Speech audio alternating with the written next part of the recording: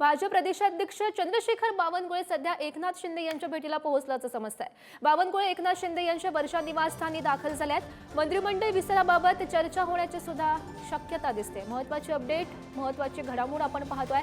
चंद्रशेखर बावनकुळे हे एकनाथ शिंदे यांच्या भेटीला पोहोचलेले आहेत। वर्षा निवासस्थानी सध्या दोघांमध्ये चर्चा सुरू असल्याची माहिती मिळते आणि या संदर्भात अधिकची माहिती जाणून घेऊयात। आमचे प्रतिनिधी सुशांत सावंत सध्या आपल्या सोबत आहेत। सुशांत, महत्त्वाची ही भेट, या भेटीमागचं नेमकं कारण समोर आलंय का आणि काय नेमकं भेटीमध्ये घडू शकतं?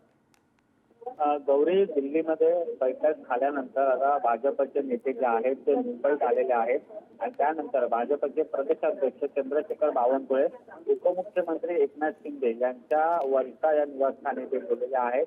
या दोन्ही नेत्यांमध्ये आता चर्चा सुरू आहे, कारण 14 तारीखला मंत्रिमंडळ विस्तार होऊ शकतो अशी आपल्याला माहिती मिळाली आणि त्याच पार्श्वभूमीवर दिल्लीमध्ये बैठक झाली आणि दिल्लीमध्ये जी चर्चा झाली तो विरोध घेऊन बावनकुळे जे आहेत एकनाथ शिंदे यांच्याशी चर्चा करणार आहेत। जर 14 तारीखला मंत्रिमंडळ विस्तार करायचा असेल तर एकनाथ शिंदे यांच्या शिवसेनेला कोणती नेमकी खाते दिली जातील, दिल्लीत नेमकी काय चर्चा झाली याची सविस्तर माहिती जी आहे ती एकनाथ शिंदे यांना दिली जाईल।